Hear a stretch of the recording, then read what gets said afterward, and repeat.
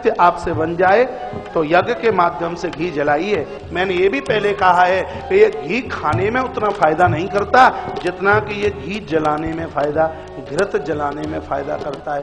अखंड ज्योत के नाम से, हवन के नाम से इस घृत को आप जलाइए। तर्पण होम करे विधि नाना और विप्र जीवाय देहि वहु दाना। वो घर नहीं महाराज, वो शमशान घाट है जिन घरों में संत चरण नहीं पड़ते, जिन घरों में ब्राह्मणों के चरण नहीं पड़ते। ब्राह्मणों को बुलाइए, इनके चरणों में कल्याण छिपाए, उनको बुलाइए, भोजन कराइए और जो आपसे बनता है उनको दक्षिणा दीजिए। दक्षिणा जानते हैं? नहीं जानते। वैसे कोरी मटकी घुमा रहे हो। किसे बोलते हैं दक्षिणा? आपने किसी को 11 रुपए दिए तो इसमें 10 रुपया है दान और 1 रुपया है दक्षिणा। आपने किसी को 101 रुपए दिए तो इसमें 100 रुपया है दान और 1 रुपया है दक्षिणा। बिना दक्षिणा के दान का कोई महत्व नहीं है। श्रीमद् देवी भागवत में कथा आती है, जब श्री विश्वामित्र जी महाराज चल करके आए, महाराजा हरिश्चंद्र ने अपना पूरा राजपाट विश्वामित्र मुनि के चरणों में चढ़ा दिया, चाबी दे दी। तो विश्वामित्र मुनि ने क्या कहा कि ये तो अभी तुमने दान दिया है, दक्षिणा तो बकाया है, अब दक्षिणा देने के लिए नहीं रही। उस दक्षिणा को चुकाने के लिए 60 भार सोने में बाप बेटा और पत्नी तीनों को काशी के बाजार में बिकना पड़ा। दक्षिणा का अपने आप में अतिशय महत्व है। जो हमारे साथ बराबर रहते हैं वो जानते हैं इस बात को कि हम खाली नोट प्रभु चरणों में नहीं कभी चढ़ाते, ऊपर उसके 1 रुपया जरूर लगाते हैं, क्योंकि उस दान का महत्व उस दक्षिणा से है। नई नई बात सुनने को मिल रही है। ग्रंथ का सहारा लेकर के ही मैं बोल रहा हूं। विप्र जीवाय देहि, हाँ, ब्राह्मण को भोजन कराइए और उसको दान और उसको दक्षिणा दीजिए। दान भी दीजिए और उसको दक्षिणा भी दीजिए। देखिए महर्षि वाल्मीकि कहते हैं जो ऐसा करते हैं उनके घर में आप सदैव वास कीजिए। नीचे की चौपाई में कमाल कर दिया, ये भी भाव लिख लीजिए कि तुम ते अधिक गुर दिया जानी सकल भाय से भगवन मान। दोनों हाथ ऊपर। तुम ते अधिक गुर दिया जानी सकल भाय से भगवन माने। तुम ते अधिक गुर दिया जानी, तुम ते अधिक गुर दिया जानी सकल भाई से भय सन्माई। सुमति अधिक गुर दिया जानी सकल भाई से भय सन्मानी। सुमति अधिक गुर दिया जानी सकल भाई से भय सन्मानी। तुमते अधिक गुरु है, जो तुमसे भी ज्यादा अपने गुरुओं को मानते हैं, उनकी सेवा करते हैं, उनके हृदय में आपका बसेरा हो। यदि चौपाई की व्याख्या यहीं तक करके आगे चल पड़ूं तो मानस के साथ एक बहुत बड़ा अन्याय हो जाएगा। इसका मतलब ये नहीं है कि भगवान को आप किनारे कर दें और उस जगह आप गुरुजी की प्रतिमा लगा दें। गुरुजी को पूजिए, आदर दीजिए, मैं मना नहीं करता। ये माइक बीमार है, इसको इंजेक्शन लगाइए, ठीक कीजिए। Hello hello hello hello hello, कल जैसा सामने। गुरुजनों को आप आदर दीजिए, मान दीजिए, सम्मान दीजिए, लेकिन एक बहुत बड़ा अपराध हो जाएगा कि भगवान को अलग करके आप गुरुजी की पूजा करें। गुरुजी की आवश्यकता ही इसलिए, गो शब्द अंधकारोस्ति, रो शब्द प्रकाशता, अंधकार से निकालकर और प्रकाश में खड़ा करके जिसने आपको ईश्वर की छवि दिखा दी है और उसी परमात्मा को आप अलग कर दें तो अन्याय नहीं हो जाएगा। मैंने बहुतों को देखा है, गुरुजनों की खूब पूजा करते हैं, इतना आदर देते हैं, इतना सम्मान देते हैं, लेकिन माता पिता को बड़ा झगड़ा करते हैं, अपने सासू और ससुर को बड़ी लड़ाई लड़ते हैं। तो गुरु उद्धार कर देगा? गुरु कल्याण कर देगा? मेरी गर्दन का ऑपरेशन कर देना, यदि किसी बाबा जी के अंदर इतनी ताकत हो तो। संत आपका उद्धार तब कर पाएगा जब आपके ऊपर आशीर्वाद आपके वृद्ध सासू ससुर का है, बूढ़े माँ बाप का आशीर्वाद आपके ऊपर है। गुरु कौन है? पहली गुरु तो माँ है, मातृ देवो भव इसलिए तो कहा। दूसरे गुरु पिताजी हैं, पितृ देवो भव इसलिए तो कहा। और गुरुओं का नाम फिर आता है, उनका मान सम्मान कीजिए, लेकिन इस जिंदे भगवान का तो आदर कीजिए, माँ बाबू जी का आदर कीजिए जिन्होंने आपको चलना सिखाया। आपको नहीं पता होगा कि आपके पालन और पोषण करने में पिताजी को कितना कर्जा लेना पड़ा, एहसास नहीं होगा इस बात का, क्योंकि आप उस समय समझदार थे ही नहीं। कितना कर्जा निकाला, कैसे चलना सिखाया, उस मां को पूछिए। जब तुम्हारा लालन किया, पालन किया, उसने कितने कष्टों को सहन किया। यदि किसी माँ बाप को यह पता होता कि बेटे के विवाह होने के बाद में बच्चे हमें भूल जाएंगे, तो वंश भले ही निर्वंश हो जाता। दुनिया में कोई भी माँ बाप अपनी औलाद का विवाह करने को तैयार नहीं होता। जो बहुएं माता पिता की, सास ससुर की सेवा नहीं करती, व्यासपीठ से मेरा निवेदन होगा, इंतजार करें, उन्हें भी सासू बनना है। जब तुमने सम्मान नहीं किया तो तुम्हारी बहुएं तुम्हारा सम्मान कैसे करेंगी? आज आप बहुएं, मेरी बात कड़वी लगेगी, लेकिन जब आप सासू बनोगी तो शहद से भी मीठी वो बात मेरी उस समय आपको लगेगी। आदर दीजिए इन वृद्धों का। आप कहोगे कि वो मान सम्मान के लायक है ही नहीं, ज्येष्ठ को ज्यादा, देवर को ज्यादा चाहते, हमारे पति को तो चाहते भी नहीं।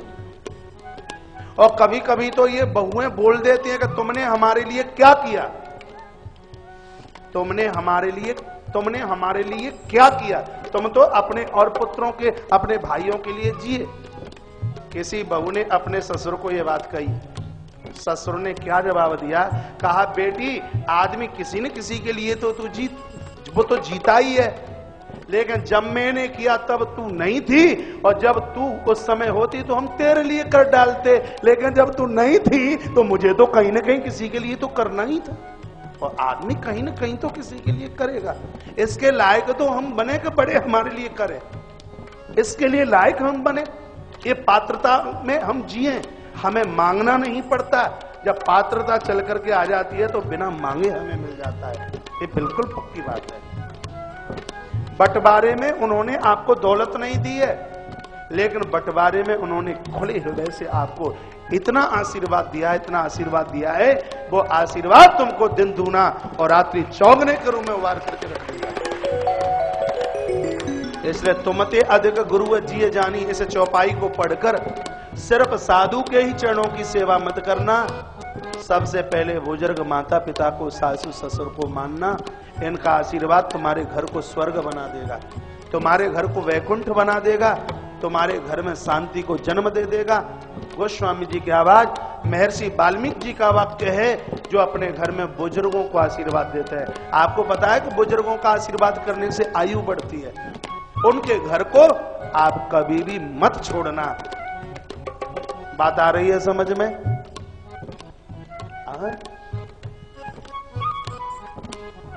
यदि घर में सासू नहीं है और सिर्फ ससुर बचे हैं, तो अपने पति से भी ज्यादा अपने ससुर साहब की इतनी सेवा कीजिए कि जाने वाली सासू की याद एक क्षण के लिए भी उनको ना आए। नहीं तो कभी कभी ऐसा होता है कि बच्चे सेवा नहीं करते और बेचारा वृद्ध दादा बैठे बैठे रोते हैं कि जीवन साथी साथ छोड़ करके चला गया, अब हमें कौन पूछने वाला है, अब हमारी कौन सुनने वाला है। उनको अपने प्राणों से ज्यादा आदर दीजिए। ये व्यासपीठ से मैं जो बोल रहा हूं, जो लिखा है, सिर्फ वो ही, अपनी तरफ से मुझे बोलने के लिए बिल्कुल भी अधिकार नहीं है। सबसे बड़े गुरु तो ये है, इनसे बड़ा कौन है? ये गुरु तो तब कल्याण करेंगे जब इनका आदर आपने किया। और तत्पश्चात बड़ी सुंदर चौपाई, जिनके हृदय में स्वयं स्वपन में भी दंभ और कपट नहीं है, दंभ और कपट किंचित मात्र भी नहीं, दंभ दिखावा किंचित मात्र भी नहीं है, उनके हृदय में आप वास कीजिए।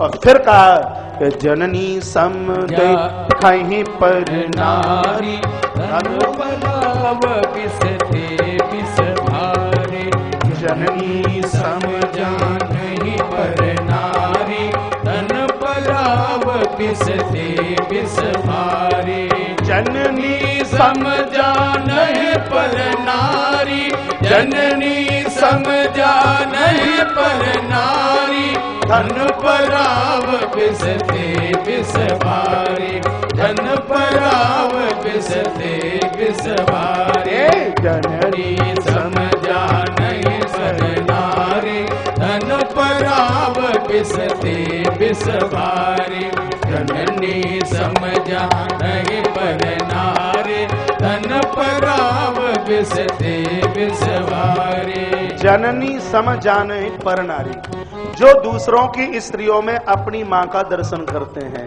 अर्थ बता रहा हूं चौपाई का। जो पर स्त्रियों में अपनी बहन का दर्शन करते हैं, जो दूसरों की बेटियों में अपनी बेटी का, अपनी पुत्री का दर्शन करते हैं, और दूसरे की संपत्ति को जो सल्फास से भी खतरनाक, जहर से भी खतरनाक समझते हैं, इस चौपाई में तो महर्षि वाल्मीकि रो पड़े हैं। का भगवान आप अयोध्या भले ही रहना भूल जाना, लेकिन जिन्होंने दूसरी स्त्री में सदैव अपनी मां, बहन और बेटी का दर्शन, दूसरी की दौलत को जहर के समान समझा, ऐसे लोगों के हृदय में वास करना आप कभी भी मत भूलना। व्यासपीठ से एक बहुत बड़ा सूत्र देना चाहता हूं। जो अपनी पत्नियों को, अपनी स्त्रियों को छोड़कर गैर स्त्रियों के साथ संबंध जोड़ते हैं, आने वाले समय में उनके खानदान में कोई पुरखों को अर्घ देने वाला भी नहीं बचता। प्रमाण है इसके लिए मेरे पास सैकड़। अन्याय न हो जाए, त्रुटि न हो जाए, गलती न हो जाए। हिंदुस्तान की माटी में आप वासना का कीड़ा बन करके नहीं आए, आप देव बन करके आए हो। ये मानव जीवन एक देव स्वरूप प्रतिमा है। अब लोग कहेंगे महाराज पहले गलती हो गई सो संकल्प करके जाइए, अब खाई सो खाई, आगे के लिए राम दुआई। हे परमात्मा, हम कसम खाते हैं आगे से हम त्रुटि नहीं करेंगे, ऐसी कोई गलती नहीं करेंगे। जननी सम जानहि पर नारी, जिनका इतना पवित्र सुंदर सा भाव बन चुका है। हे मेरे आराधक प्रभु राम, उन लोगों के हृदय में आप हमेशा के लिए वास कीजिए। तत्पश्चात सब तज तुम्हें रही उर लाई, सर्व प्रकार से वो सिर्फ तुम्हारे भरोसे है। तिनके हृदय बसऊं रघुराई, उनके हृदय में आप वास कीजिए। ये तो अध्यात्म के 14 स्थान बताए, अब स्थूल का एक स्थान बताया है। स्थूल का स्थान कौन सा है कि चित्रकूट गिरिधर निवास, ताहे तुम्हारे सब बात सुपास। दोनों हाथ ऊपर। चित्रकूट गिरिधर निवास, ताहे तुम्हारे सब बात सुपास।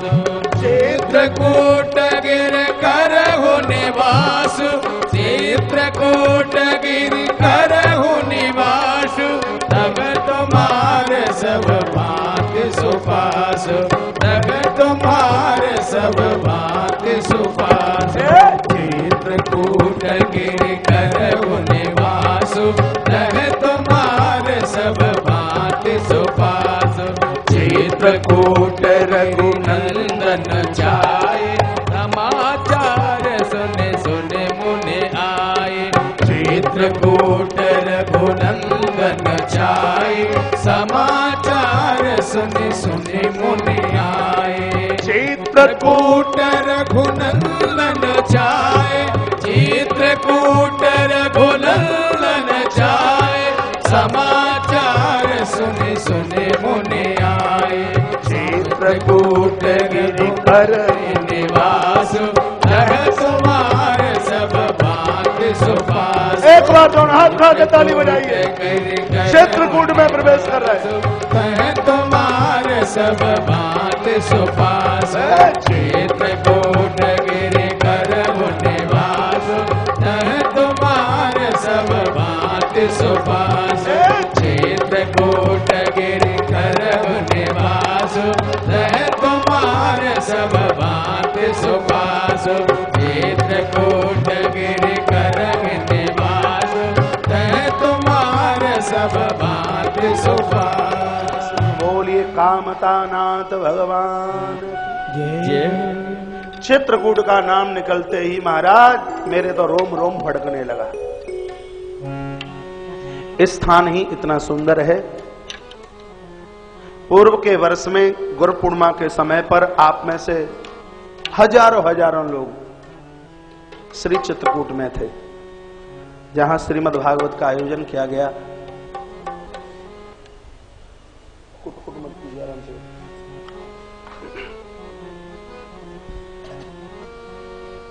श्रीमद् भागवत में वृंदावन की कथा शुरू हो जाए और मानस में जब श्री चित्रकूट की कथा शुरू हो जाए तो फिर उस कथा का तो कहना ही क्या है। इधर देखिए आगे माता। महर्षि वाल्मीकि ने कहा प्रभु आप यहां से श्री चित्रकूट जाइए और जगत के कल्याण के लिए कुछ दिनों के लिए आप श्री चित्रकूट में वास कीजिए। तपोभूमि है चित्रकूट। जो गए हैं वो अनुभव इस बात का रखते हैं। चित्रकूट ये किसी व्यक्ति की बनाई हुई कृति नहीं है। गोलोक साकेत धाम से स्वयं सीताराम सरकार का तेज ही धरती पर श्री चित्रकूट के रूप में प्रकट हुआ।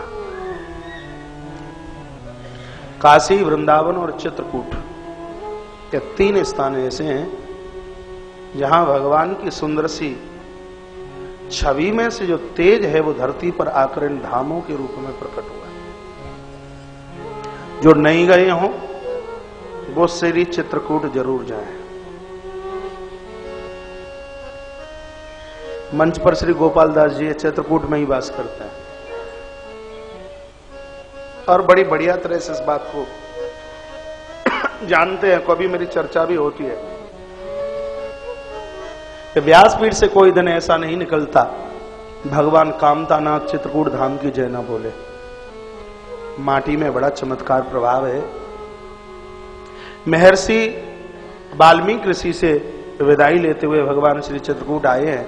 आए नहीं, चित्रकूट रघुनंदन छाए। आया हुआ तो चला भी जाता। कृष्ण वृंदावन को छोड़ के नहीं गए तो राम श्री चित्रकूट को छोड़कर आज तक नहीं गए। आज तक नहीं गए। यही सुध कोल किरातन पाई। समाचार बन के वनवासी लोगों को, भी लोगों को समाचार मिला प्रभु का दर्शन करने के लिए सब उमड़ पड़े हैं, जा रहे हैं। बड़ी प्रसन्नता है। खाली हाथों से नहीं, कंदमूल फल भर भरी दोना, चले रंक जिमी लूटन सोना। जैसे किसी याचक को यह पता लगा हो कि स्वर्ण की वर्षा हो रही है, हजार काम छोड़ करके भाग पड़े, ऐसे ही वन के गरीब वनवासी लोग प्रभु दर्शन के लिए उमड़ पड़े हैं। प्रभु के चरणों में साष्टांग वंदन प्रणाम किया और रो रो करके कहा सरकार हम गरीब हैं, हम अनाथ हैं, हम जैसे आपके लिए लाखों लाखों हैं, लेकिन हमारे लिए सिर्फ एक आप ही हैं। क्या आपकी करुणा हमारे ऊपर भी बरस जाएगी? प्रभु की आंखें भींग गईं और उन गरीब वनवासी लोगों को प्रभु ने उठा करके अपने अंक में भर लिया। यही तो राम राज्य की स्थापना है। बहुत लंबे समय तक ये वनवासी लोग प्रभु चरणों में रहे। जब ये जाने लगे, प्रभु ने इनके हाथ पर कुछ फल रखने की कोशिश की। कहा ये फल लेते जाइए। वनवासी लोग रो पड़े और कहा प्रभु हम गरीब हैं, जानते हैं, लेकिन हम आपसे फल तो नहीं लेंगे। क्यों, क्या बात है? देवता आए वो फल लेके गए, महापुरुष आए महात्मा लोग वो भी फल लेके गए, लेकिन तुम फल क्यों नहीं लोगे? तब वो रो पड़े हैं। कहा हमने सुना है संसार की वस्तु नहीं, वस्तुओं को देने वाला भगवान चाहिए। आपके चरणों में हमारी मांग इतनी सी है, देना चाहते हो तो फल नहीं, हमें फल देने वाला राम चाहिए। आप हमारे बन जाइए। हमें वस्तुओं की जरूरत नहीं, हमें आवश्यकता आपकी है। आप हमारे बन जाइए, हम आपकी चाहत करते हैं। संसार के कंकड़ पत्थर मत बटोरिए, इनको इकट्ठा मत कीजिए। प्रभु दरबार में यदि आप मांगना चाहते हैं तो प्रभु को कहिए, भगवान हमें संसार की वस्तुएं नहीं, हमें आप चाहिए, कृपा कर दीजिए। ऐसा दिव्य प्रेम के द्वारा वनवासियों ने भगवान को अपना बना लिया। और एक चौपाई मैं यहां बुलवा रहा हूं और वो आप सबसे आती है, और बड़े भाव के साथ, प्रेम के साथ, जहां तक मुझे सुन पा रहे हैं वो सब के सब महाराज चौपाई को बोलेंगे। राम ही केवल प्रेम प्यारा, राम ही केवल प्रेम प्यारा। रामचरितमानस अयोध्या कांड दोहा नंबर 136 के नीचे पहली चौपाई, दोनों हाथ ऊपर कीजिए और बोलिए, राम ही केवल प्रेम